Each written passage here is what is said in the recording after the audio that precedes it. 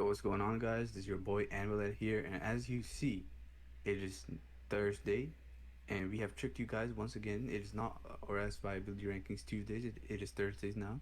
And before we get started, real quick, we're gonna go into the spicy stuff. So please fasten your seatbelts, because some spicy picks are definitely coming up, as you can see on the screen already.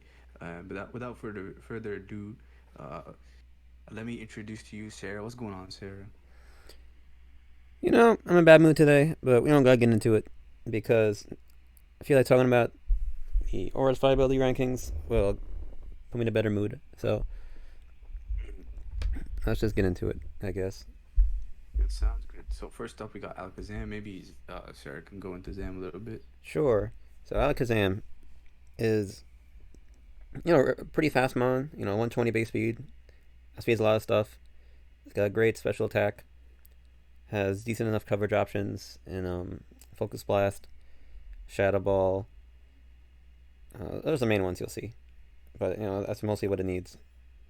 Dazzling Gleam if you're into that, I guess. But the issue with Alakazam, like most uh, kind of iffy psychic types, is that it's pretty physically frail. Dies to like any pursuit, pretty much. It's outsped by like every choice scarf user, pretty much, besides the rare besides maybe like Magnezone and Tyranitar. So it's very easily revenge killed. Now it does have Magic Guard, which is great if you want to give it a Life Orb to further increase its power without having the negative you know cost of Life Orb typically. And Mm-hmm. Focus Sash you may see in tournaments. That can be actually pretty threatening for certain teams because you can take one pursuit, or you can scare out some pursuit users because they'll have to click their pursuit twice to kill you, and then you just kill them once or hit them once with a focus blast and they're probably gone. So Right. it definitely has its merits, but it's far too matchup dependent and needy to work consistently. So that's why it's B minus. Yeah, and I'd say like the biggest thing holding it back compared to normal Zam, or by normal Zam I mean like Mega Zam, is normal Zam speed tier is kind of low, so it gets outsped by Weavile and Tornadus, and they can freely like knock off pursuit, U-turn, all that good stuff versus normal Zam. And that's kind of unfortunate because it honestly normal Zam still hits like a truck, especially with Life Orb. But yeah, it really is helped by like the stuff Sarah said, priority and being kind of slow.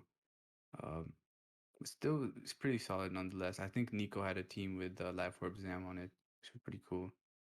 Um, all right, guys. So moving on to the next one, Charizard X. So Charizard X usually a controversial pick. Some people think it's the GOAT. Some people think it's trash. So we put it kind of in the middle in B tier. I think it's trash. Uh, yeah. So uh, I probably should give the pros and cons of Zard. So the pros of Zard, uh, like Dragon Dance, Tough Claws, boosted physical attacks, which is really nice to hit hard. Decent defensive and offensive typing. Fire Dragon is really hard to switch into, and then it has decent utility and like Will-O-Wisp and stuff. And then it's not four times weak to rocks, unlike the other Charizards.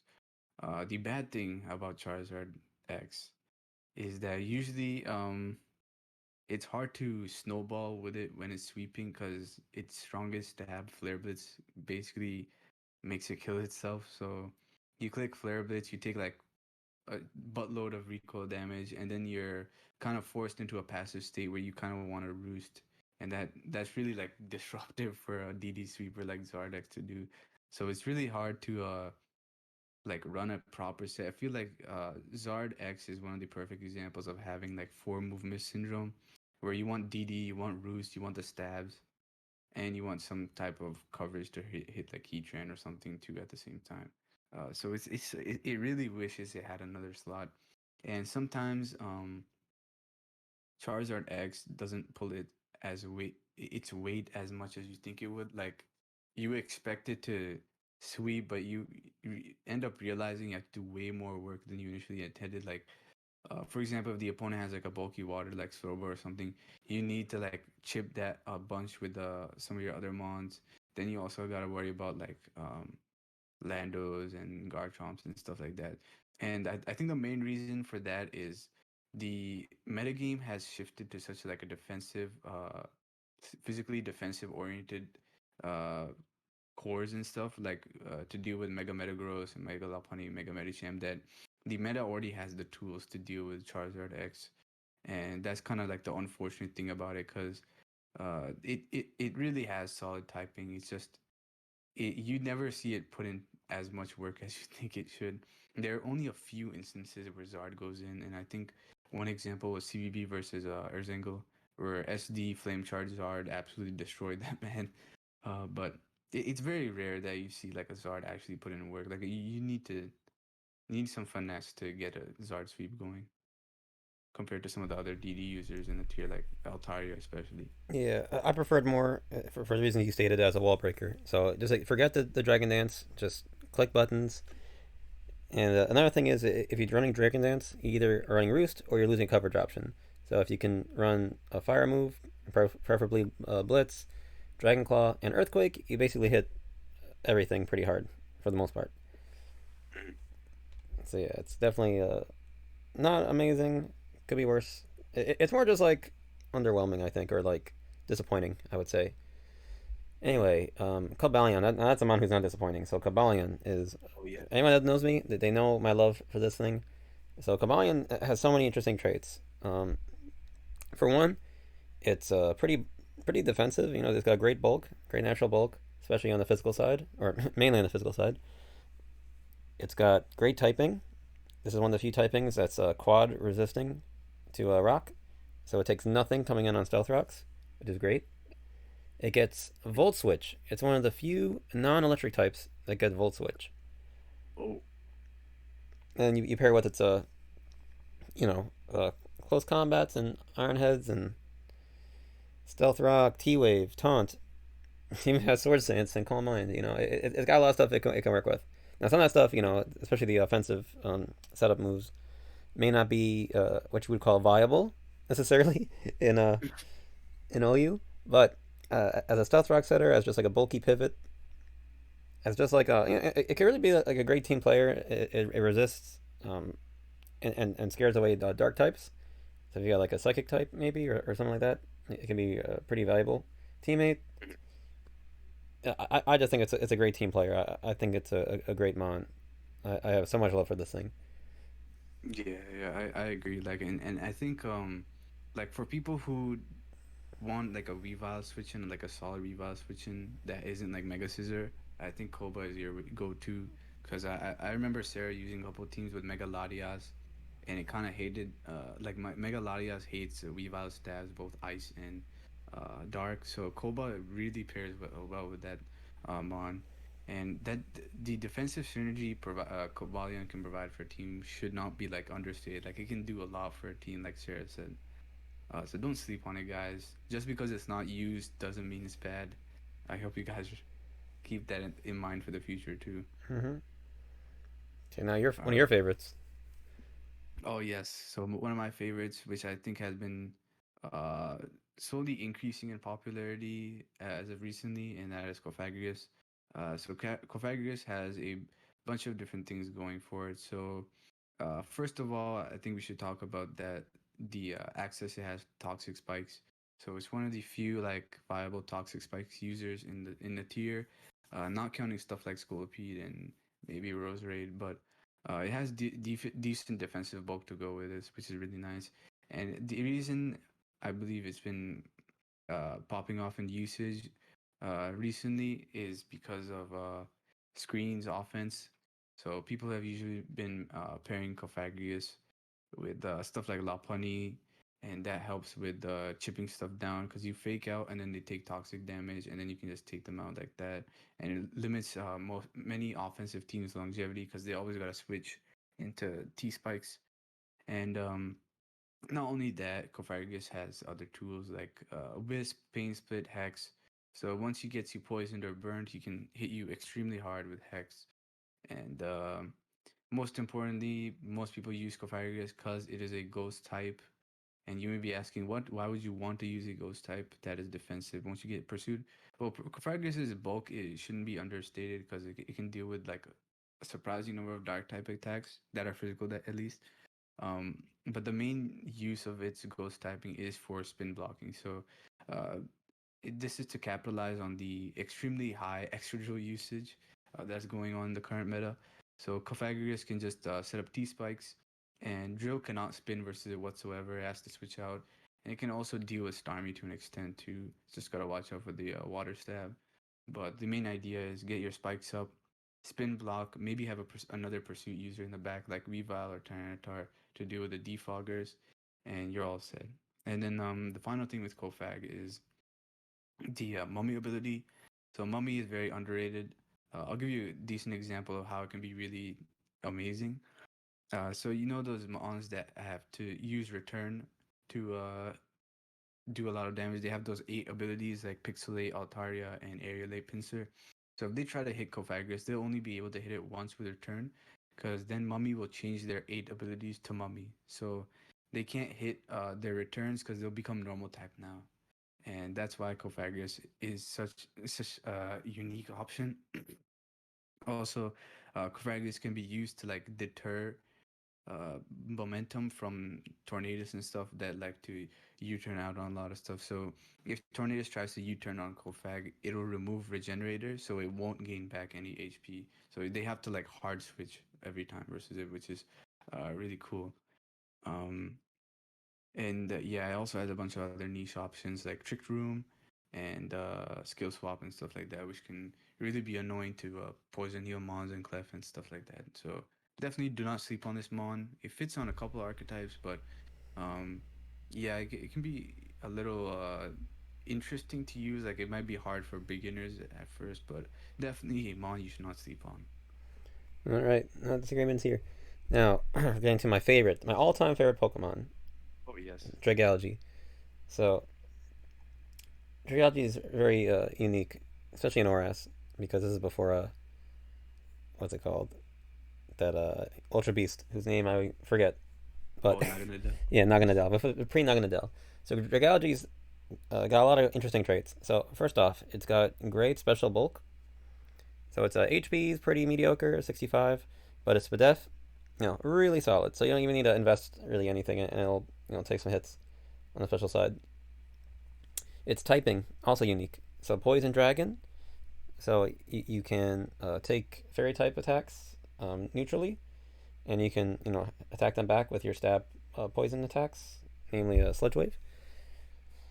And I think what makes Dragalge really interesting is it has a lot of offensive firepower that you might not expect. So when you look at its base special attack, it's only 97, which is again pretty mediocre. But when you pair that with adaptability and putting it in modest nature, and you look at a Draco Meteor, you look at a Sludge Wave, even gets some coverage options like Scald, T-Bolt, Focus Blast. So it hits really hard with its stabs. I believe it hits stronger than Latios. So this is a dragon stronger than Latios that also has toxic spikes, has Scald, like I mentioned, it has Dragon Tail, it has Haze. So it's got a lot of interesting things that I can work with. It hits like a truck. This Oko's Clefables, at least the current spread with Sludge Wave, 100% of the time. So, Nice. I think I mentioned this before. If you can find a Mon that can just Oko Clef, that's pretty special. And it can do other things too. Like I said, it's got Poison Dragon typing, so a quad resists Superior. It resists both of Kelio stabs. Oh yes. Um, yeah, it's just really solid Mon. And even if, like I said, even though it's a poison and dragon and it's weak to ground and it's pretty slow, you can punish switch-ins with Scald. So it has all the tools it needs really. So I think it's a pretty good Mon. Yeah, for real. And I think Sarah mentioned a little bit earlier about Haze. So, um, if a mon like Volcarona wants to set up on a -2 Dragousie, well, Dragousie can just haze away its Draco like drop, and it can Draco again and remove Volcarona's boost at the same time. So do not sleep on that haze Draco combo too, because I think that's one of the few mons that can actually use that effectively. Yeah, I think it's the only one with Draco and Haze, at least in ORAS. Pretty sure. Yeah. Alright, and that's Yeah. Dragalge.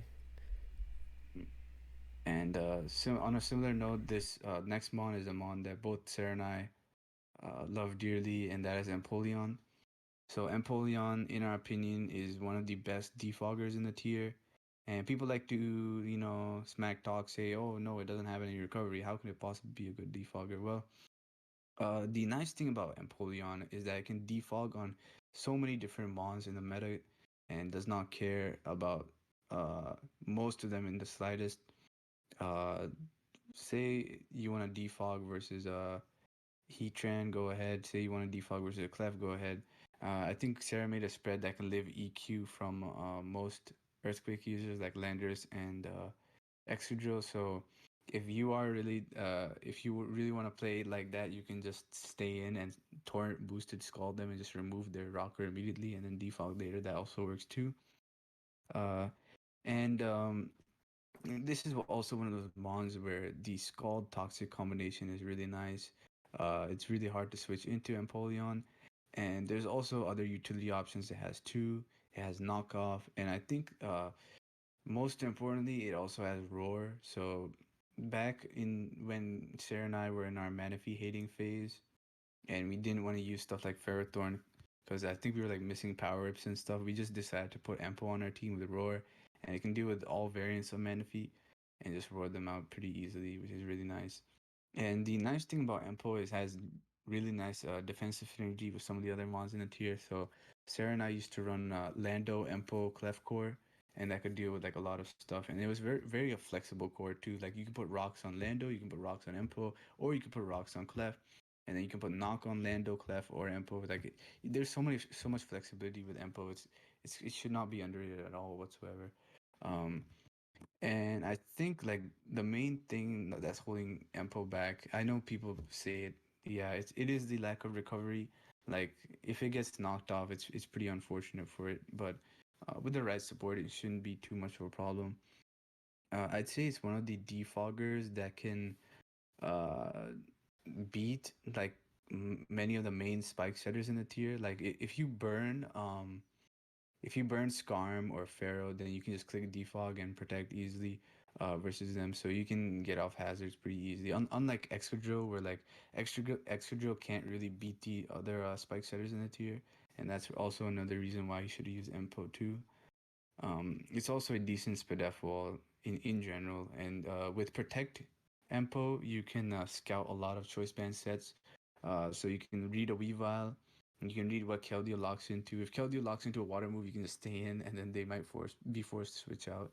And then you can check stuff out like Scarf Landers, Scarf Rotom, Scout for all that stuff. So it is a very interesting mon, and I think it does like require a little finesse to use. I'd say it's closest to like defensive Landers T, where like you want to preserve as much health on it as possible for it to check the mons it's supposed to check, but it also has that additional role of being a defogger in the tier that's not weak to rocks, that isn't pursuitable, which is really nice. Yep, it's great. Got nothing else to add. Good penguin. Oh yes. Best defogger. That's not named Zapdos. Yep. Um, Yep. Next up, we have one of the featured mons up top, Glyscor. So Glyscor was actually arguably like a top 5 mon for a time in OU. So it's taken quite a bit of a tumble since then. So what happened? So well, first I'll say the good stuff about Glyscor. So Glyscor makes great use of its ability Poison Heal. So you give it a Toxic Orb, you get it badly poisoned, and it's immune to other forms of status, and it gets 12% recovery while it's poisoned every turn. Which, you know, is great. Most mons only get 6% with leftovers. This guy gets 12, and he's already naturally like pretty bulky. Like 75 HP is solid. It's got 125 defense, I believe. So naturally, great physical defense. And then it's got the 75 base, right? 75 base special defense, which you can invest in a lot. And it's only you're a mixed wall. You could give it. It has recovery as well, so roost plus the toxic heal every turn. You get 62% of your health back, roughly. So it's actually just out of range of a lot of things that would otherwise 2 KO it. So it's really annoying. It also gets taunt. It gets swords dance, knockoff, U-turn, defog. You can't run defog and poison heal, so it's not really seen much in ORAS. But yeah, so it's got a lot of cool things going for it. So the issue though with Glyscor, that that ice weakness. So uh, nowadays people run ice beam on Slowbro, and they change the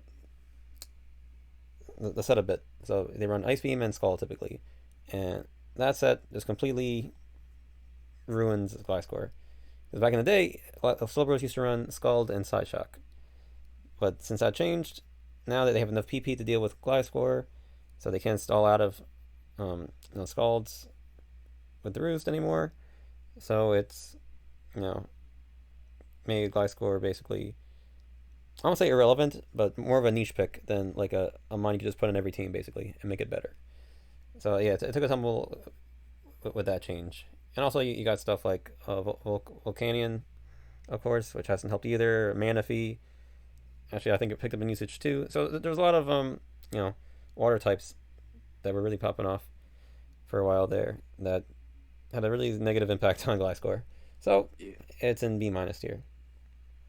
yeah, and I know that like a lot of people will be hating on us, but I think it's like a victim of the meta game. Like it is a solid mon. Like we have to admit that, but just the way the meta game has shifted, like unfortunately, Glyscore in our opinion is like set up fodder for a lot of the mons in tier, and that's why it probably isn't as useful as it you think it should be.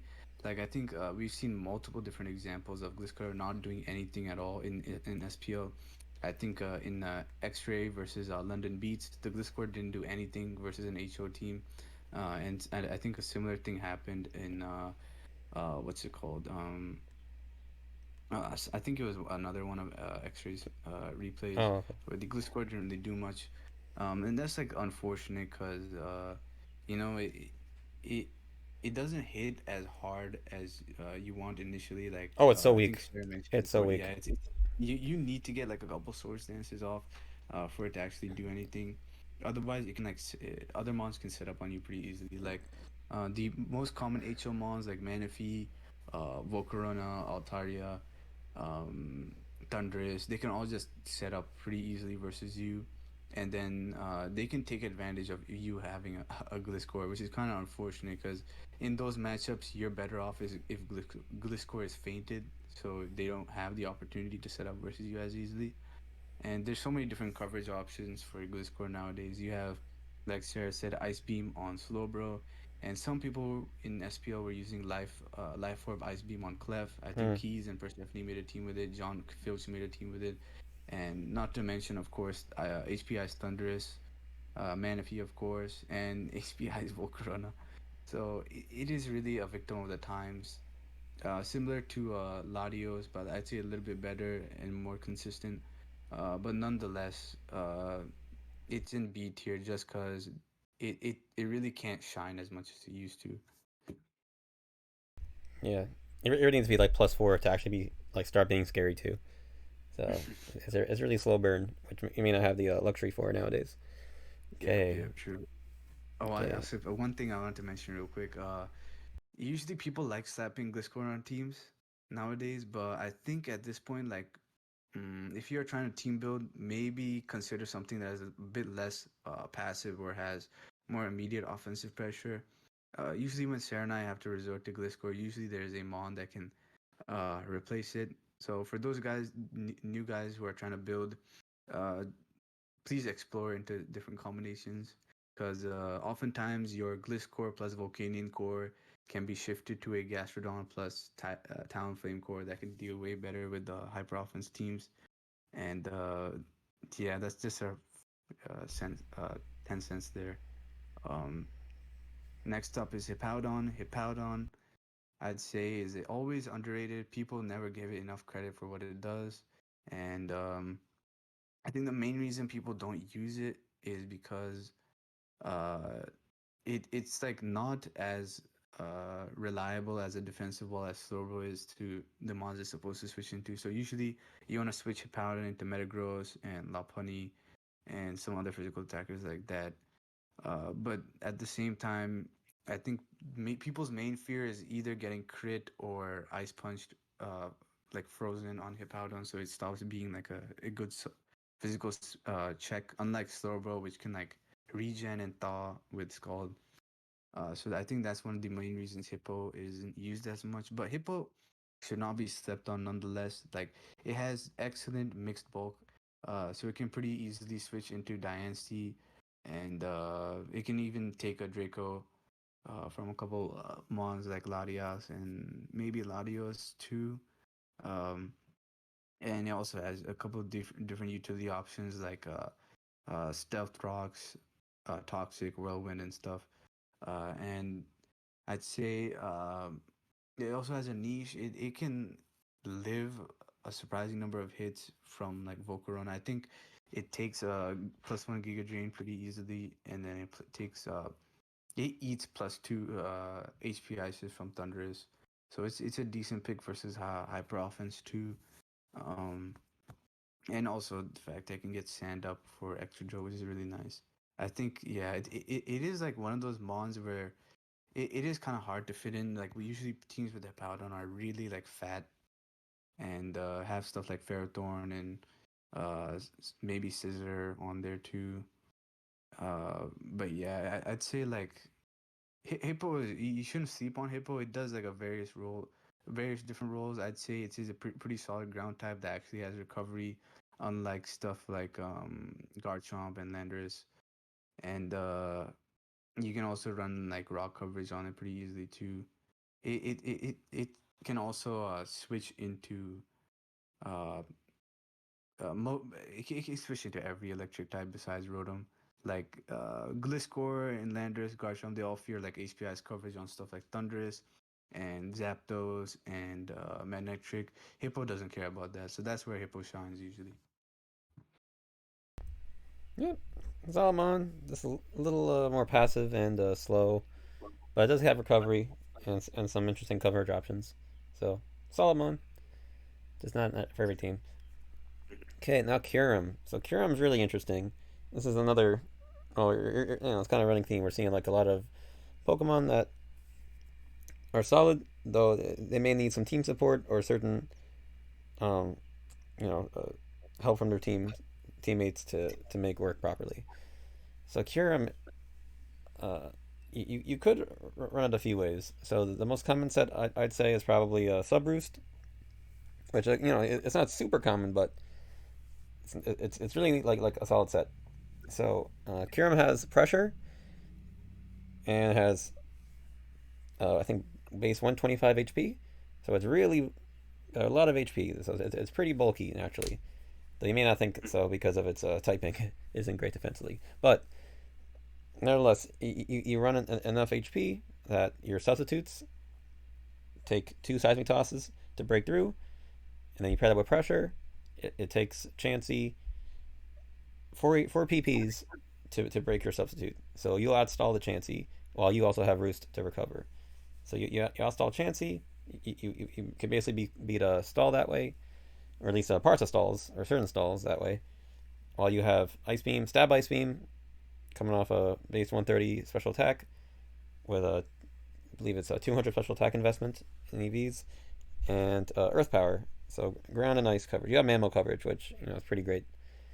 So that's one set. The other is more straightforward. It's running choice specs.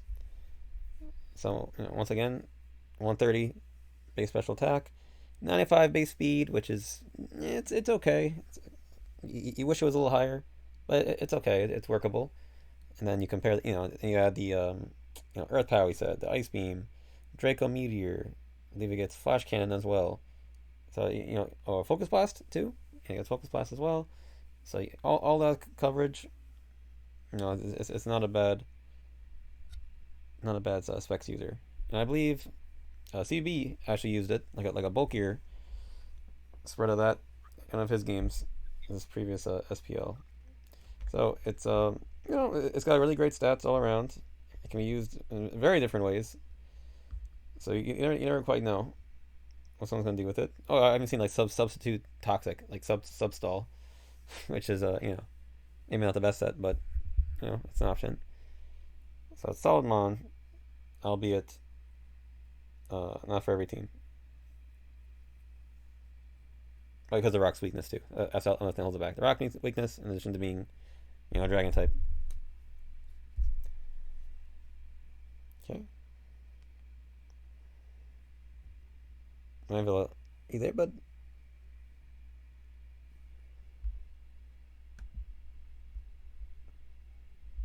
Oh man, this is unscripted, guys. I don't know where Anvil went.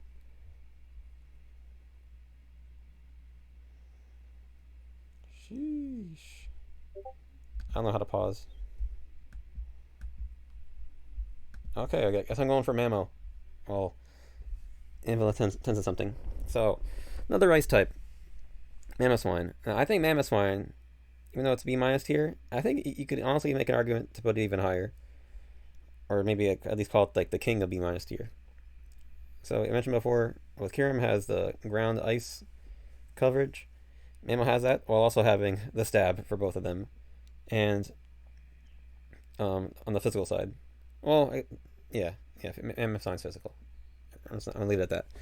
So Mamoswine hits hard, pretty bulky.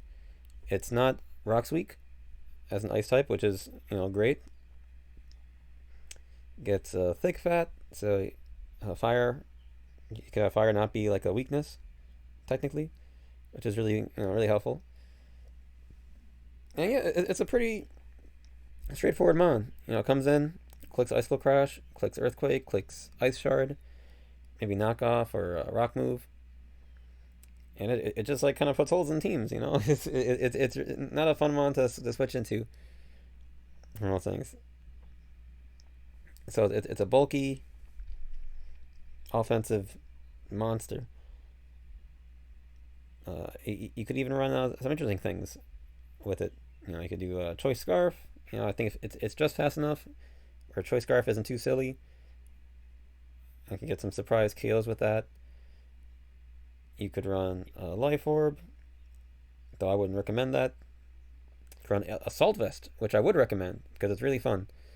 But again, not for every team. But it has some flexibility with its move pool and sets. But at the end of the day, a strong ground and ice stab. There's not really much else you need to say. Just a solid wall breaking type of mon. Okay, looks like triple overtime for me. So Reuniclus. Reuniclus is another Magic Guard user. So much like Alakazam, or more famously like Clefable. And Reuniclus more resembles Clefable this way because it's more of a bulky profile. It's got a great physical bulk, a great bulk all around. It's got a nice 125 special attack, so it's also naturally strong. Though it's got a base 30 speed, which could be a gift or a curse depending on how you think of it. So the nice thing is this could be used for Trick Room. The bad thing is you shouldn't be using Trick Room in ORAS OU. But you can easily make this a bulky set, or like a setup set. So you can run Calm Mind, you can run Calm Mind Iron Defense. All right, you can run a Colbur to stop the dark types from just OHKOing you, and then you hit them back with a Focus Blast or something. So it has some interesting things it can do. But I think generally you'll see it as either like a bulky pivot. Oh, also gets Regenerator. I forgot to mention that. So he gets two really great abilities, Regenerator and Magic Guard. And yeah, you could do that. You could run it, as a pivot setup, Trick Room Sweeper, I guess. So it's solid, but once again, that Psychic typing really doesn't do it much favors, honestly. That's the one thing that holds it back. So if it wasn't for the Psychic typing, if it was like something else, it might be even better. But as it stands, no. Still a good one. Okay, fourth one. Starmie. Pictured above. So Starmie. I believe Starmie was OU. Every generation to this point for us. Though it might have slipped under UU for a sec. I don't remember. But Starmie was a staple in OU for a long time, being the original good rapid spinner, or one of the original good rapid spinners. So it's got a 115 base speed, which in Gen 1 was pretty amazing, and even to Gen 6 still really solid. Or no, I can say it's just solid. It's above average easily. And I guess keep it up with the times. In Gen 5 it was given Analytic, I believe. So you pair that with Choice Specs or Life Orb or something, and Analytic, suddenly it's hitting pretty hard. So Analytic increases your special attack, I think by 1.3 times, I believe, on Pokemon when they're switch in. So nice little boost for Starmie.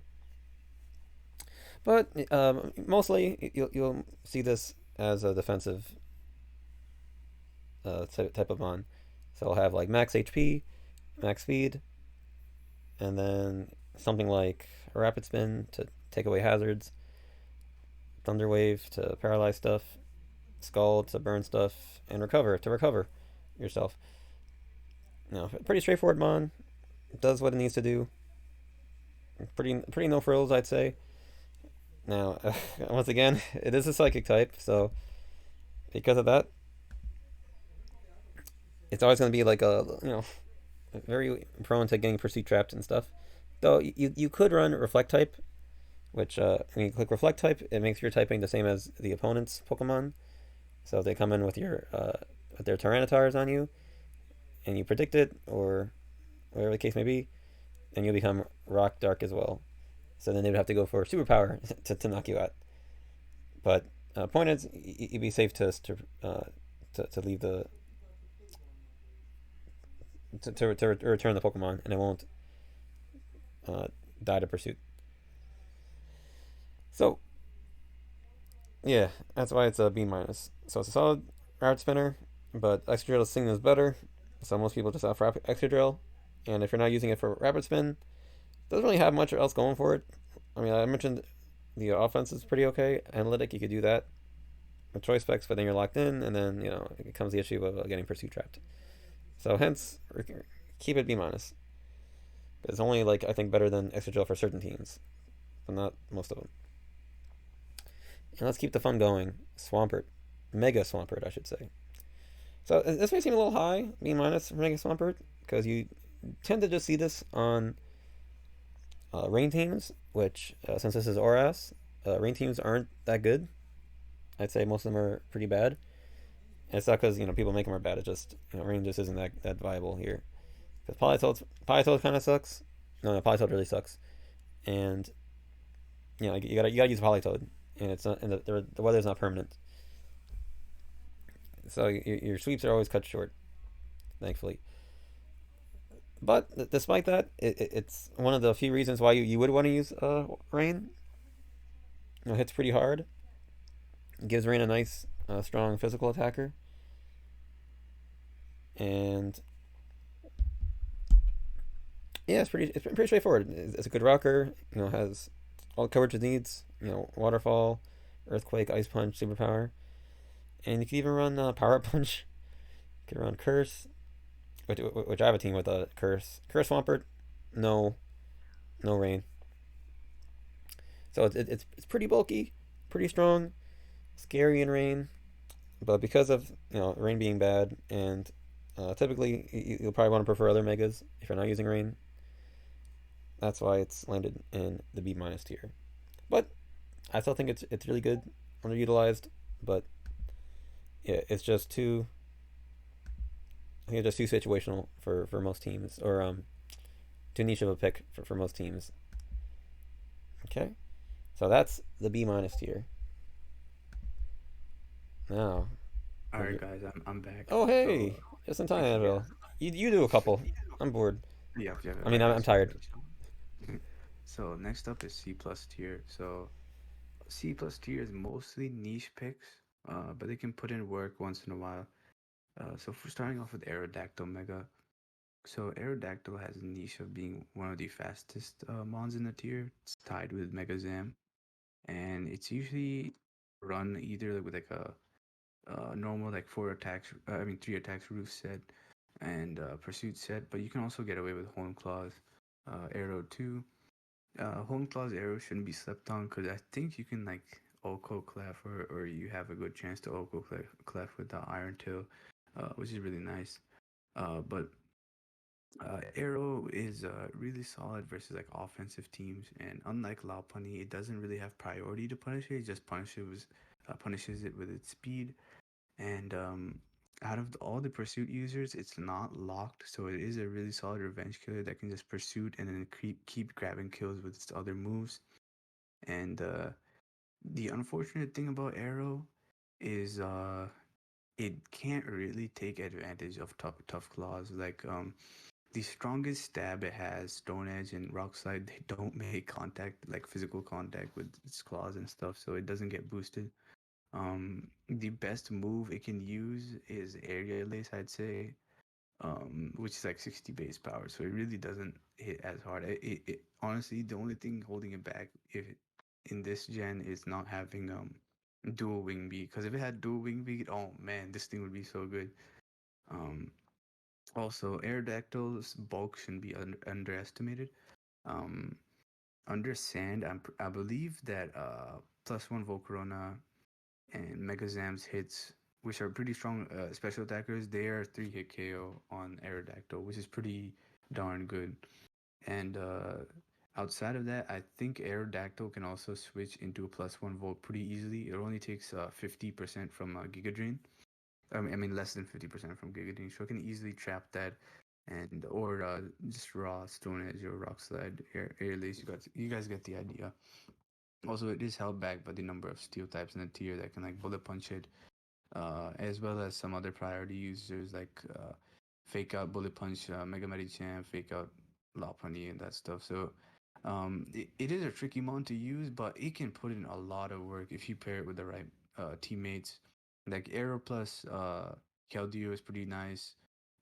Aero plus Magnezone is pretty nice. Aero plus Volcarona is pretty nice. It is a pretty underrated mon in that sense because you can make it work. You can definitely make it work. It just takes a bit of thinking. I think it's C plus because it isn't as consistent as some of the other megas. Like you have to build around a lot of hoops just to make it work effectively because it doesn't really hit hard versus fatter teams, and you really need the support there. But other than that, versus offense, this is a great tool to use. Yep.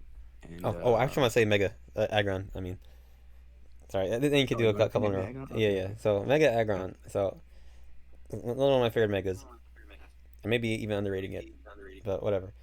So Mega Agron has the filter ability. It loses the rock typing from regular Agron. So what this means is it no longer has really crappy defensive typing. It's just pure steel. And oh yes. with filter, its weaknesses, like even moves that hit super effectively, they do less damage. I think it does half the regular damage or something like that, or 75% of the regular damage. I forget. Point is, you're living a lot of stuff you wouldn't live otherwise, and it's so fat on the physical side, and fat enough on the special defensive side. So it'll live a lot of stuff. It hits really hard with heavy slam. This is the original heavy slammer. Oh No, yes. this is before, you know, Celesteela, Gen 7. It gets rocks. It gets Thunder Wave. It gets, Fire Punch, Ice Punch, Earthquake, Head Smash, if you want. It gets Curse. It's actually a really good abusive curse because it's already so fat. They just make it even fatter. So if the opposing team doesn't have any like special attackers that can like super effectively damage it, it can just kind of go to town with with the curse set and just heavy slam. So really great bulky rocker. Sometimes a great late game finisher, but Mhm. solid mega. I really like it. Yep, yep. I also love it. That's where I got my name Anvil Head from. Oh shoot, Um, oh yes. didn't know that. So yeah, Agron is kind of crazy defensively. Like if you guys look at the standard spread for Agron, they just pump all the EVs into Spadef because it really doesn't need them in defense. Just to give you an example of a calc, Mega Metagross, Tough Claws, boosted Hammer Arm, does 30. And that's no defense investment whatsoever. Yeah, So it's got you already like know. 500 right without any investment. It's crazy. Yeah, yeah. So yeah, don't It's so sleep fat. on this. It is pretty nice to support too. Like you can wish pass pretty easily, uh, and usually you pair with like Alamomola or Chansey and stuff. You use it on like fatter builds, but you can build like bulky offense. And I think I've seen people use it as like a HO lead, which is kind of interesting. That's funny. But I think yeah, I mean Sylveon I can too understand it, or Clefable but also pairs with it. I don't. I think in UU that's a big staple, like Sylveon and Mega Aggron yeah, together. yeah.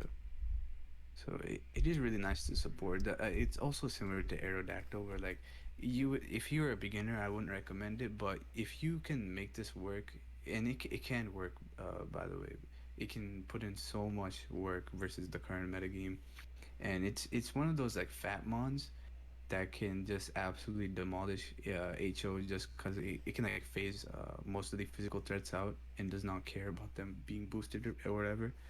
Um, so you honestly just need Agron, maybe some Mon that can Wish Pass, and like a Spadef wall, and you got a decent defensive core going. Uh, but yeah, don't sleep on Agron too, guys. You already know this is the heat tier because you got Arrow, you got Agron, you got Conk and Druddigan. Man, we got so many different heat mons in here. So if you're looking for some spice of life, you have come to the right video, guys, because this is gonna be packed with mons like these. Um, You got next actually, three. You got next three. yeah, yeah, I got you. So Azelf, I know I just said this spicy stuff, but Azelf is pretty standard. You just run a lead boom on HO, get stealth rocks up, taunt their defogger, or taunt their hazard setter, and then just boom. Not much else beyond that. There's certain coverage you can use, like HP Steel and Iron Tail for Diancie. Um, but the main thing holding it back is priority, and it's pretty easy, I'd say, to play around. Like if you can like bluff a rock user, like for example, we have like a Landorus. They're gonna try to click taunt on you, prevent you from clicking rocks. You can just U-turn out of Landorus and then chip them that way, and then they haven't even got their rocks up. So that's one annoying thing about Azelf because it isn't the fastest rock hitter. Like if you use normal Aerodactyl, that would make sense because it's 394 speed. It's very rarely outsped by other stuff. But yeah, Azelf can be played around for sure, and not to mention like it because a lead, it's easy to take advantage of if you have like a good hazard removal anyways. So a lot of times versus like this is on seen on Bird HO. So if you have like a Zapdos with defog, it's pretty much set to defog versus most of the mons on that team. So it's very situational. I think it's decent enough hazard like lead. It's better than Lando, at least just in terms of speed, but it is held back by the fact that you can still chip it down with priority, and it doesn't have nearly as much bulk as normal Landers. Um, but yeah, that's the thing holding it back. All right, so next up we have Celebi. Celebi, also a relic of the past. It has always been seen as like a switch into Keldeo, and I think that's one of the main reasons why Keldeo ran like HP flying back in the day, aside from like Amogus and stuff.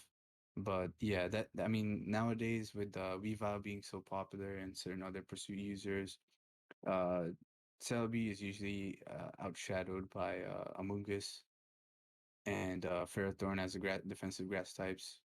And yeah, also I would say that Tornadus Tea rising in usage has also caused Celebi to decrease in usage as well, because Torn Tea is like a really solid pivot that can also U-turn, and it's not really held back by being pursuit trapped by most mons, only just Weavile, but um, Celebi has a couple pros going for it. So number one, it has rocks.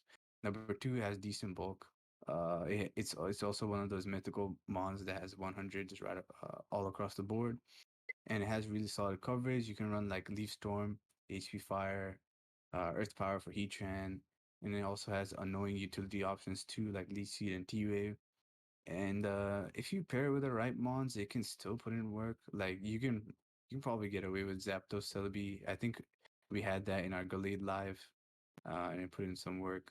But yeah, it really is just held back by its pursuit weakness, and it really doesn't like being knocked off. But Natural Cure, don't sleep on that because you can easily switch into Scald and Galarius from Sir pretty easily. And yeah, it's just it's just really held back by that psychic typing because number one, you're weak to dark, and then number two, the most important thing to mention is it's 4 times weak to U-turn. So that's always annoying because a lot of mons are using U-turn nowadays. Tornadoes, Scissor, Landers. I could go on and on, but yeah, it's really like that defensive typing. I wish it was slightly better, but it has the tools to be good. All right, so that's Celebi. Next up is Conk. Conk always and will be underrated. And Conk has all the tools it needs to be a good one. You just gotta support it, and you can put in the finest of work. So Conk usually, I think honestly, all sets can put in work. I think the best set, in my opinion, is Guts and maybe like AV Guts to take special hits better. Um, and Conk Conk's main deal is to switch into many of the steel types in the tier, so it can like it loves to switch in on Ferrothorn, it loves to switch in on Heatran, doesn't care about getting burnt or toxic because it'll activate Guts, and they can just Drain Punch, knock off Facade, a bunch of different mons, and take them out that way. And the nice thing about this is it's an AV user that can gain its health back pretty easily. So it can like it can fire off guts boosted drain punches and get any health it lost back, which is really cool. And it's also one of those mons that can like decimate sand too, because Tyranitar and Excadrill really don't like dealing with Mach Punch. So a lot of times Kong can just grab a kill by clicking Drain Punch, Knock, Facade, you name it, and then just finishing it off with Mach Punch that way, which is really nice. And this is actually one of the good facade users, unlike Glyscor, because Conk actually hits hard right off the bat. And if you give it guts, oh man, yeah, Sheesh. yeah, sheesh. Um, there's also other sets like Sheer Force, Life Orb, and then Iron Fist. Uh, those can also put in work. Conk can also be used on Trick Room. It's also one of the most annoying mons to switch into with Trick Room, especially if you don't have like a clef or any solid defensive switch in like Slowbro or Tang like that to switch into. Um, yeah, don't sleep on Conk either, man. This entire tier is mons you should not sleep on. And yeah, so Conk can do a certain number of things, but next up we have the Drud Lord himself. Drudagon. So if you have seen our Druddigon live, you have seen how much work this mod can put in. This mod can Oko Clef and is not named Mega Metagross. This mod can gunk sheer force gunk shot 156 base power poison move all aimed at Clef. Oko's that. It is actually a decent sheer force physical user.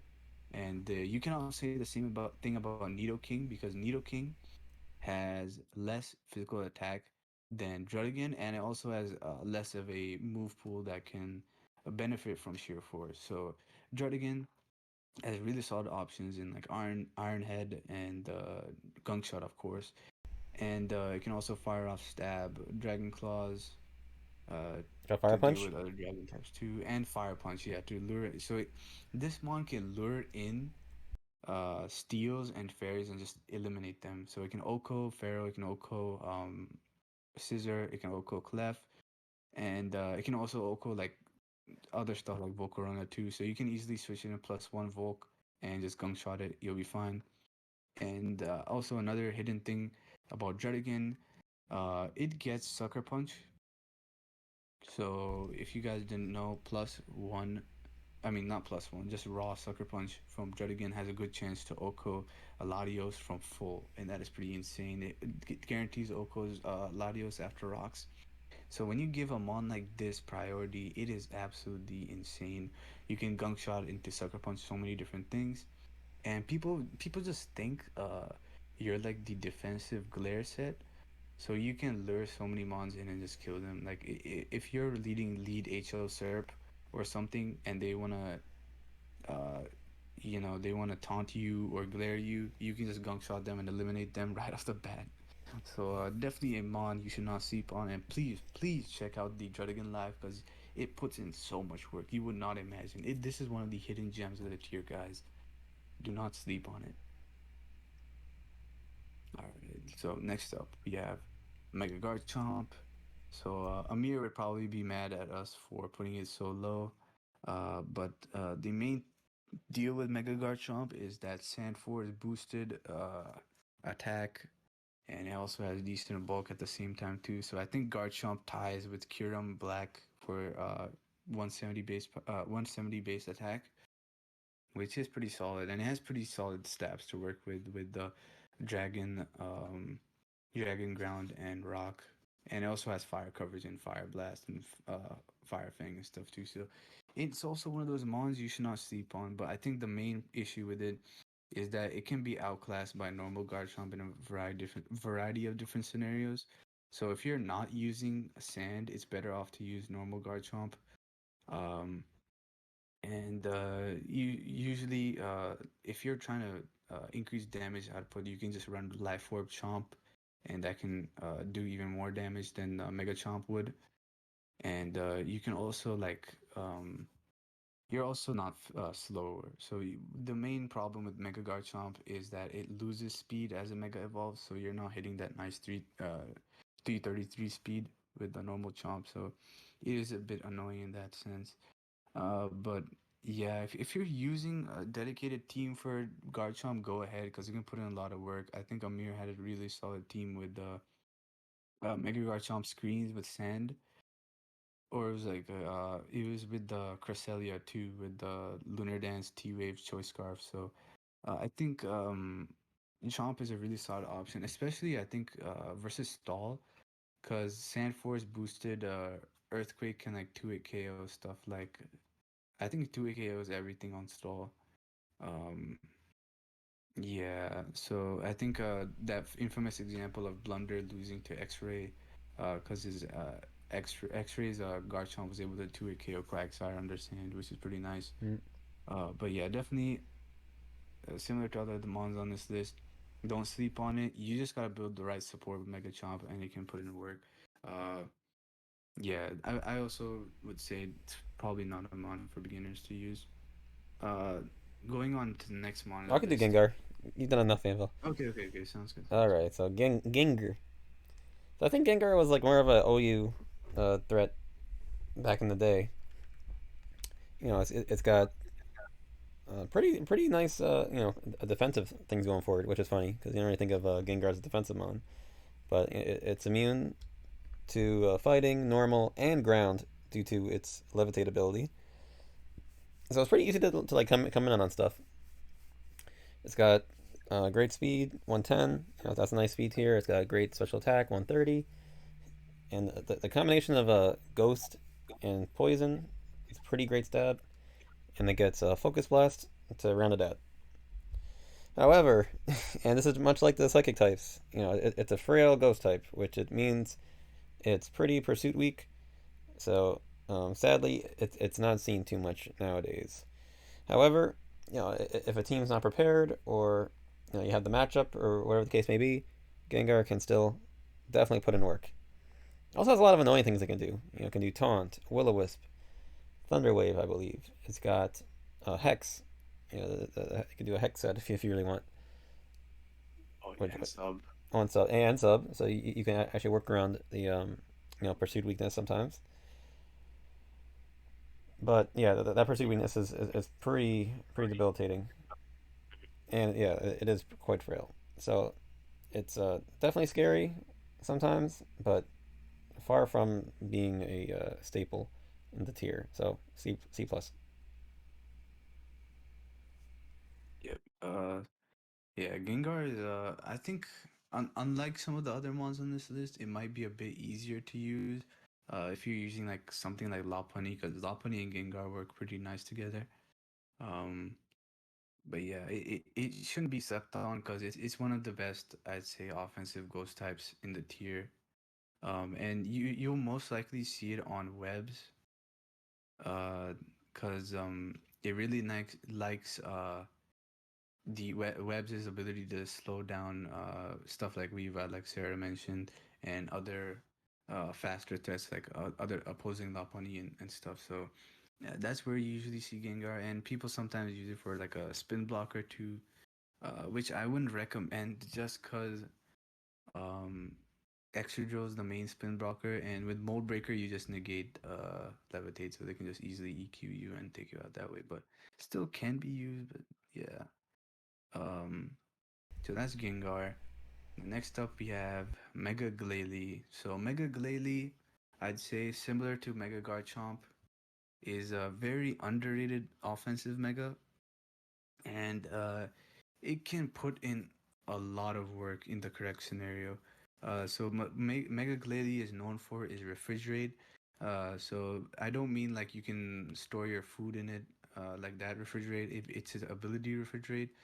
So that similar to like Altaria's Pixelate and Pinsir's Aerialate, it boosts normal type attacks, makes them ice type.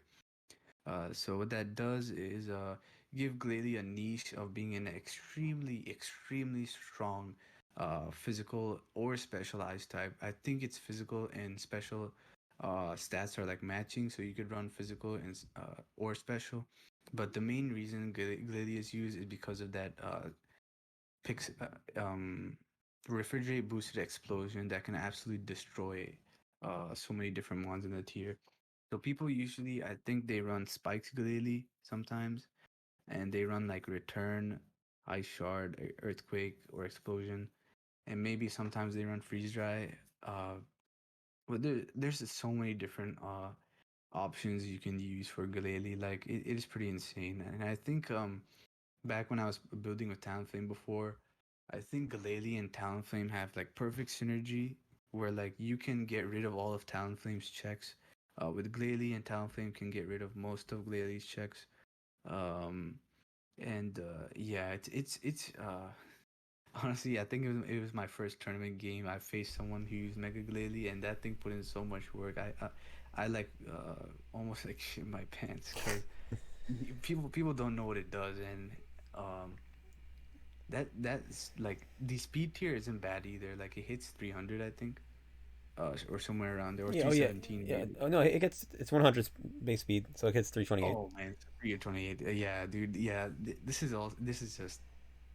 Yeah, it's just held back in my opinion by the rock weakness and the bullet punch weakness. But other than that, man, do not sleep on this mon. This mon is a literal nuke. Yep. But yeah, that's the stuff holding it back. Explosion is so fun. I like that. All goes Clef. Okay, now we got Mega Heracross. So Heracross, base Heracross is one of my favorites, actually. Based. And actually, I just realized I think we actually forgot to put Heracross on the tiers list. Well, if we put Heracross here, it'd probably be in the same spot, C plus. Anyway, pretend Heracross is here. Anyway, Yep, yep. so Mega Heracross. It reminds me a lot of Mega Garchomp, which is probably why it's here in the same tier. So, got a pretty crazy high attack stat. It's got a great ability actually. It's oh god, what's it called? I forgot now. Skelly. Skill Skill link. link. Thank you. Yes, thank you. Skill link. Skill link, meaning its multi-attack moves, they always hit for 5 times. So your pin missiles hit 5 times. Rock blast hit 5 times if you can hit them. Bullet seeds hit 5 times. So really, really nice. You get like some pretty strong attacks like that, and you get Swords Dance. You get bulkier. The main issue is you also get slower. So if they instead made Heracross at least, I say at least 10 speed faster, or maybe even 20. This thing would be like everywhere. Like it would be so good. It makes me sad that like the main set you see is like substitute and then like 3 attacks or something, or SD and then don't kill anything, or kill one thing and then die right after. Yeah. Uh, yeah, it's a case of what could have been if Game Freak decided to bless this one. Mhm. It was pretty fire during the when VP was around and people were speed passing their Scolipede onto Heracross, which is pretty insane. But Oh yeah, yeah. So but that doesn't happen anymore, sadly. unfortunate. Yep. Anyway, let's get to our last slide here. So this is part two of the C tier, C plus tier, excuse me. So you can start this off, Anvil. Oh, never mind. I guess I'll start it off. So, um, start off with Jellicent. So Jellicent is actually pretty rare, I think, on the ladder, but you see it more often in tournaments. Though maybe not as much these days, because the main attraction for Jellicent, and it's the same as it was in Gen 5, is that it's a one of the best Keldeo counters. So it's a great Keldeo counter, being a water ghost type that also has water absorb, so it's immune to both of its stabs. So it's one of the hardest counter you can get, and it's got naturally good bulk, especially on the special side. So even if they like try to you know have a coverage move, it probably isn't gonna do much. Now another thing it's good at, since it's a ghost type, it's spin blocks. It has Scald, it has a Will-O-Wisp. I believe it has recovery, right? It has recover. I don't think I'm making that up. Yeah, Oops, yeah, oop, you're oop. right. Oh Yeah. crap! You didn't see that, guys. You did not see that. Oop! I accidentally misclicked. You did not see that, folks. You did not see anything. Anvil, did they see anything, Anvil? Nope, nope, they didn't see They didn't anything. see nothing. Nothing. But anyway, yeah, spin blocks. It's got status moves. It's got recovery. It's annoying, but the fact that Keldeo is not that common as much as used. Well, I shouldn't say it's not as common. It's still common. People still use it, but it's not as good as it used to be. So as a result, Jellicent isn't as good as it used to be. So you don't see it too much. It's still solid, but like I said, it's a ghost type, and it's not that frail, but it's not super physically bulky either. So oftentimes, you'll opt for another mon for that role, like a Slowbro, which Hmm. most teams would rather have a Slowbro than a Jellicent. So there you go, C tier, C plus tier. Yep. Um, and so next up we have Jirachi. So Jirachi is a relic of the past, similar to Latios, but it's still as good as it could be in the past. Like people don't like. I think people just haven't been using it as much, and I think they can still put in the finest of work. I think versus like offensive teams, Scarf Jirachi is pretty devastating. I think I faced like Electricity Cat or Nico, and he used Scarf Jirachi and absolutely decimated me with Scarf Ironheads. And yeah, I think Jirachi is a pretty solid mon to use versus Hyper Offense because it can live a surprising number of hits. It has the same bulk as Manaphy and Celebi, but it actually has like pretty solid defensive typing, unlike Celebi did. And Jirachi also has a bunch of other merits. Not only can it wish pass, but it also has access to a bunch of cool different moves. So I think in our Jirachi live, we used Doom Desire or Future Sight Jirachi with AV, and that easily took a hit from +3 Manaphy and got some hits off. And then you can also run like paralysis plus Iron Head, the old paraflinching strat, which is honestly as effective as it was originally. It can still put in a lot of work. And finally, you can also run it with Wish Protect and Wish Passing. And I'd say it's one of the most solid Wish Passers just because of that defensive typing. Like you can live like a surprising number of hits. And I think it's also one of the most underrated Clef checks. I say Clef counter honestly in the game because you can deal with the fire types attacks pretty easily with the Jirachi special bulk, unlike Extra, which really doesn't have any solid recovery aside from leftovers, and does not like switching into Life Orb Flamethrower or knockoff. Unlike Jirachi with the Wish, you can do a lot of things with Wish Jirachi. Can I just say one thing? Yeah, yeah, sure. My favorite way of running Jirachi though, choice banded. Oh When you put a choice yes. band on this thing, it suddenly hits really hard. You don't need as many flinches with Iron Head or whatever, and stuff just like goes down. It's so fun, guys. Give it a try. That's all I'm gonna say. Banded Jirachi. Yeah. I used it once in a tournament, and that was like the one I got that year. So that season, it's Yeah, fun. because like Jirachi can run so many different cool sets. Like, don't sleep on it. It's also one of those mons that like it just because it's not used as much, it doesn't mean it's bad. Like you can certainly put in a lot of work with Jirachi, and you may be thinking like, oh, what about Jirachi is a psychic type? It can get pursued. Well, it's pretty bulky on that end too. Like you can run a bunch of different things. Of course, Viva would not like to stay in versus Scarf Jirachi, so it absolutely gets decimated by Scarf Ironhead. And also, I think this is also a relic of the past, but people used to run like Sub Jirachi, which I think can still put in some work to lure in steel types and kill them with Fire Punch.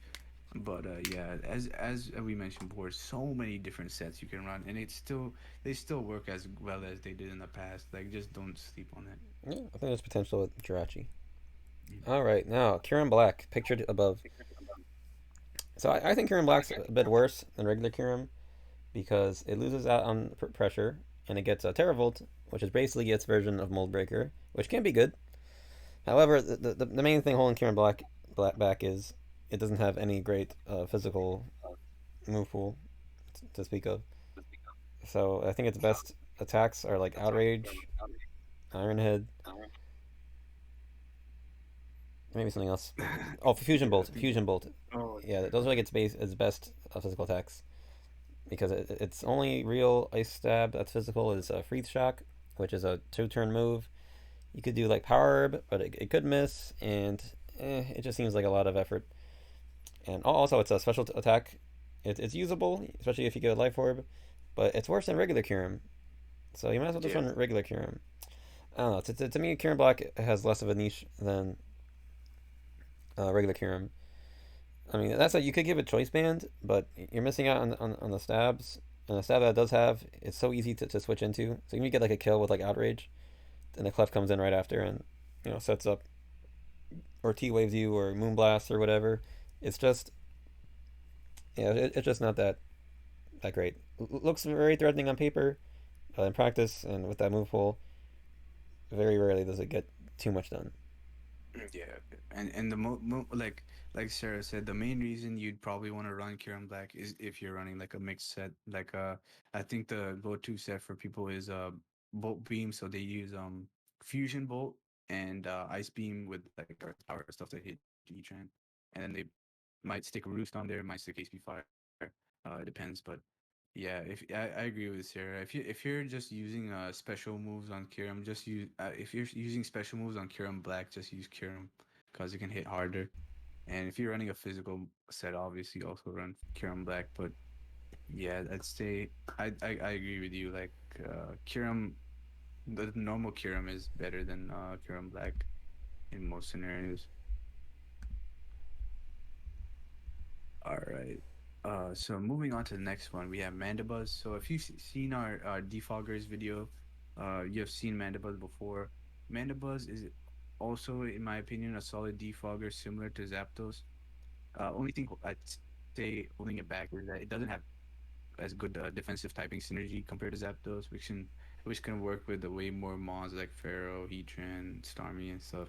With Manda Buzz, you're mostly looking at like a fat team with Clefable or Chansey or Slowbro, and that's an unfortunate thing though, because like Those type of teams usually become punching bag for more offensive teams. But Mandibuzz should not be slept on just because it has a bunch of different utility options. You can use taunt, you can use knockoff, and you can use whirlwind. You also have access to toxic and stuff, so you can toxic other defog users like the Lotties and Zapdos. And you also have access to overcoat, so that prevents you from being spored or sea powdered by grass types like Amogus and Tangrowth. So that allows Mandibus to switch in way more easily into them and threaten them out. You also have access to U-turn, so you can get momentum that way. A bunch of different things that Mandibuzz can do. And I think the most dangerous thing about Mandibuzz is foul play. So, although Mandibuzz doesn't have really high attack, it can absolutely destroy many of the physical attackers in the tier. So, stuff that maybe want to set up on Mandibuzz, like Dragonite, absolutely get demolished by foul play. And then Talonflame also gets demolished by Mandibuzz if it doesn't have Will-O-Wisp. Um, yeah, Manda Buzz, I'd say it can work. It can work. It also has it's similar to Hippodon where it has decent physical and special bulk, and it all depends on where you put those EV spreads. Sometimes Mandibus can deal with Volcarona if you wanted to. If you run a special set, it can deal with Alakazam if you run like a special set. But it can also run physical and help deal with stuff like Lopunny and Mega Metagross. So very flexible mon. I'd say the only bad thing is the synergy part. Yeah, I'd agree. And being weak to fairy doesn't really help it. Yeah. Um, still Salamon though. Now Nidoking, or as I like to call it, the lesser Druddigon. Oh yes. Now Nidoking's solid. It actually gets like this similar move pool to Druddigon, but I don't know. For me, Nidoking has a worse typing defensively. Like it's weak to ground, water, ice, psychic. Like those are pretty common types. And speed tier, it's better than Druddigon, but Druddigon also is bulkier, which I rather. And Dragon actually is solid on its own. Besides like Fairy, it's pretty like switches into a lot of things. Fire, water, electric. I don't know. To me, I rather just use Druddigon. But Nidoking still hits hard. It just has worse. It's got worse attack, or it's got a better special attack, which is usually how you run your Nidokings. But some people could run mixed or physical, so I don't think that's really the play now. Um, yeah, it's solid enough wall breaker for offense, but it's pretty. It doesn't really do much. Like I mean, it gets rocks, it gets toxic spikes, but I don't think you really should be clicking that with this mon. Because Mhm. you click those hazards, you're probably gonna lose your Nidoking. Like I said, the thing does not have much bulk to speak of. But Yeah, yeah, yeah, looks really cool, but there's better mons for what it does. yeah. And the versus like HO, it doesn't really put in work because it's outsped by basically everything on HO teams, and that's also one of the things holding it back compared to Druddigan. At least Druddigan has like the bulk, like you said, and it also has priority sucker punch, so it can Well, gunk shot into sucker punch. Nidoking does too, but it doesn't hit as hard. Oh yeah, yeah, true, true. Yeah. All right, But yeah. we can go to our next featured mon. Yeah. All right. So next up, we have the stall god himself, Quagsire. So Quag, only reason it is not higher up is because it is usually limited to stall. Very rarely will you see Quag offense. I think it was a thing in a couple years ago when people were trying to deal with webs and bish and scissor. But usually nowadays it's usually a stall exclusive, and it is pretty good at what it does. Switches mainly into physical attackers, scalds them, toxics them, and hazes away their boost. You can also set up if you're, I think it was Manid who used a Curse Quagsire with the waterfall. So you can do that if you want to sweep teams. But yeah, I mean, it's pretty straightforward, man. Just switch it into most physical attackers that aren't called Mega Medicham or aren't grass types. and you should be pretty good. And Quag by itself, it is susceptible to status like Scald and Toxic, but usually on stall you have a lot of support for it, like Wish Passing and Aromatherapy, Heal Bell, you name it. So it doesn't really have to worry about that too much. But yeah, that's why it's not as high up as the other mons in the list. Yep, great stall staple. Some people use it on offense. If you, I think I have one team with it on it. Definitely an annoying mon. Let's see, Raikou. So Raikou's probably my favorite of the legendary beast, but it's also probably like a oh, I can't say it's the worst one because we didn't even get to Entei yet. But it's definitely not as good as Suicune. So Raikou has it does have some things going for it though that are generally like pretty nice. So it's got a great speed tier, 115. Its special attack is solid, also 115. Its physical defense is a little mediocre, 75.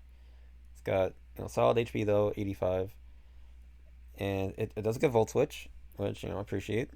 Hidden Power exists this generation, so you get the Bolt Beam coverage with Hidden Power Hmm. Ice, and it also gets Calm Mind, which usually how I like to run it is a Volt Switch, Calm Mind, Hidden Power Ice, and another electric move like T-Bolt or Discharge. And that could actually be pretty solid, especially when Tornadus is in the tier and you're running like Discharge. It does not want to take a Discharge, so Oh you'll yeah. kind of scare it out or make it think twice before coming in. Um, plus one is the HP ices pretty much kill most dark type, most quad weak ground types like Garchomp, Landorus. I think Glyscor usually it knocks out with a chip from rocks. And yeah, but that speed tier kills, and having Volt Switch, is great. So I think it would like a HO pivot kind of thing. Although it's pretty niche, most teams probably would prefer to have just like a Rotom or something. But it's still solid. I think having a Calm Mind is really cool. Um, I think back in the day they used to run AV on HO teams with it, but you don't really see that now. I don't think that's that great. I'll say it's Shadow Ball, which I also don't really know if you need, since the stuff you use Shadow Ball on aren't really seen as much, namely like you know Jirachis and Latioses and stuff. So yep. It's Yeah. basically Mega Man Nitric, honestly. What was Calm Mind? Oh, true, true. Yeah. Yeah, it's like it's like also one of those ones where like you can still make it work. Like it's just because it's not used doesn't mean it's bad. It's just not used as much. But if you're looking to beat Manaphy and you don't want to use Magnezone or rely on Ferrothorn, you can always use Raikou. Um, Mm-hmm. and yeah, so that's Raikou. Next up is Shuckle. So Shuckle, similar to Quagsire, it is usually seen exclusively on a certain team. So this is usually exclusive to HO, particularly webs. Which makes Shuckle unique compared to other web users is that it has sturdy, so it is extremely hard to kill in one go. You uh you kind of have to rely on flinching it if you want to get rid of it. And the nice thing about sturdy is you can honestly run a different item compared to other webs users that kind of have to run focus sash. So Shuckle can run a mental herb. So even if you try to taunt it, it can shake the taunt off, get up its webs anyways. So it is one of the most annoying HO mons to deal with. Just because it's almost always guaranteed that it's gonna get one of its hazards up, um, and it has a decent way of gaining momentum too. It can it can final gambit and just prevent you from spinning. Or yeah, and the other thing about Shuckle is that it can also run annoying stuff like Toxic, Infestation, Encore stuff. So even if it locks you into a certain move, it can always just trap you there and be annoying. So if you're like a Serperior or something, and you are trying to taunt Chuckle, right? You can just infestation it, and then you can just keep chipping it down over and over again, and just be annoying as heck. So that's what Shuckle is used for. It's also not as high up because it's also like exclusive to certain playstyles, so it's not consistent as some of the other mons in tier in other general matchups. Mm-hmm. Okay, so that's Chuckle. Now we're at the penultimate, Victini. So Victini, similar to Jirachi, Manaphy, it has like its own niche. So its main thing is it gets V create. So stab V create, which 180 base power move. So it hits pretty hard. Um, get some other interesting things. Uh, which I'm forgetting now off the top of my head. Oh, Final Gambit. So sometimes you'll see like a Final Gambit set with like a Choice Scarf. Um, yeah, it got some like other niche things, but the issue with Victini is it hits pretty hard, but it's not gonna sweep really usually. And it does get U-turn, which is nice. So I think we like kind of like a worse Talonflame because Talonflame has the priority always, and it doesn't need to be locked in to V crate to like do a lot of damage, or its stab moves to do a lot of damage. I think typically Victini is reliant on either Choice Scarf or Choice Band, and with that fire typing, it's and the U turning out, coming on the rocks and stuff, and the V crate leaves you pretty defenseless. You lower your defense, special defense, and speed, so you're either forced to switch out or you just like drop after. So it's yeah, and they have like a like a counter to it. And then like a Garchomp or something, Yeah, yeah, thanks. or even a Lando. Well, yeah, that might be more iffy, but definitely like a Tank Chomp or something. It'll pretty much be useless unless you're on like Gleesseed or something. So it's a niche pick. It could be fun, especially if you're trying like a Zard YT maybe with it or something. But Oh yeah, it's far from like you know an OU staple, I'd say. But when you see it, you do have to respect it. And yeah. the final gambit set could definitely be very annoying or debilitating if you predict wrong and then they go for final gambit and then you lose like important mon to it. So it's solid in that way. Yeah, I agree, and I I don't think really. in that match versus with I think there were two matches where Victini was used in SPO. One was Persephone versus Luigi, and one was Santu versus Raptor, I think. And I think both those guys were always on the back, afraid of Victini final gambiting and removing their water type. And that's one of the things Victini does. It does scare you out, pretty pretty much. Yeah, Uh, all right. So next up, last but not least, we have Zygarde. So oftentimes people don't know what Zygarde does. It can do a lot of things. It can sweep you in two different ways. It can either DD sweep you or it can coil sweep you. Um, I think Sarah and I agree that maybe coil set might be a little bit more fire, I love just coil. because, yeah, you can absolutely 6-0 fatter teams with the coil set. And I think we ran into like someone on the ladder or something, and coil Zygarde could set up on like a surprising number of things. So for first things first, like mons that usually would come in on Zygarde, like Ferrothorn or Grass type, you can like substitute on them and then start coiling, and then usually they can't break the sub, or if they do, you can just sub up again and be annoying that way. And the next thing is Zygarde also has access to Dragon Tail. So with coil boosting accuracy, Dragon Tail won't miss. And the most important thing, as we mentioned in our phasing video, Dragon Tail will phase out other phasers. So you're usually faster than Skarmory, probably faster than what's it called? Garchomp, Tank Chomp too. So you can just phase them out before they phase you out. Um, and you can just keep sweeping that way. And the nice thing about Zygarde is it already has naturally good HP and bulk, so its subs aren't usually broken. unless you're using like a strong special attack or a ice type move, and you get to fire off really strong stab earthquakes. And yeah, that's just the coil set for you. I know some people have used DD. I think CBB used Dragon Dance Zygarde on the screens teams and it put in some work. And Dragon Dance Zygarde, similar to Dragonite, is one of the few mons that gets access to extreme speed. Oh yeah, yeah. Forget about that. So it can put in a lot of work as like a decent sweeper, revenge killer, and doesn't have to worry about getting Ice Shard because you can just out prioritize it with E speed. Um, and yeah, I'd say like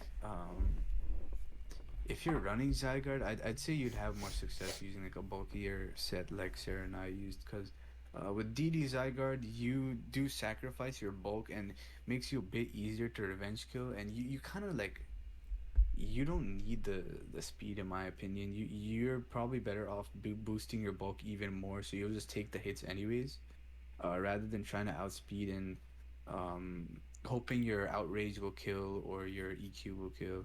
And oftentimes you lack the necessary coverage, and you're kind of screwed in that sense because you have to switch out with the DD Zygarde. Whereas with Coil Zygarde, you can just stay on stuff like Ferrothorn. You just get lefties recoveries anyways, and you'll be fine.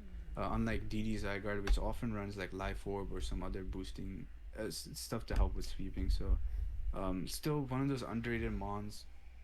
Can put in a lot of work with the right support. You just gotta play with it correctly. And maybe Sarah and I will put out a Zygarde live or something. Oh, I wouldn't mind. Show because it's one of those few mons that can 6-0 teams raw. Like you would not believe how scary Coil Zygarde is. Like you just get up to a +6 attack, +6 defense, and your opponent's like, huh? Oh shoot, maybe I should just forfeit now. Yeah, maybe that'll be the next live. I got some ideas with that. Yeah, yeah. So that's it. That for this video, guys. Yep. So next up, I think we'll have a C to C minus tier, right? Yep, yep. Okay, and yeah, so not too bad. A little over an hour and a half, I see, recording. So hopefully I didn't mess up the recording. But guys, if you stuck around the whole video, thank you so much. Remember to leave a licky, leave a like, comment, or try Mecho Box, and ring the brown zone. So hit subscribe and ring the bell so you get notified with our videos. And we're trying to do it more regularly, almost daily if we can. But yeah, that's about it. Okay, guys, peace. Later.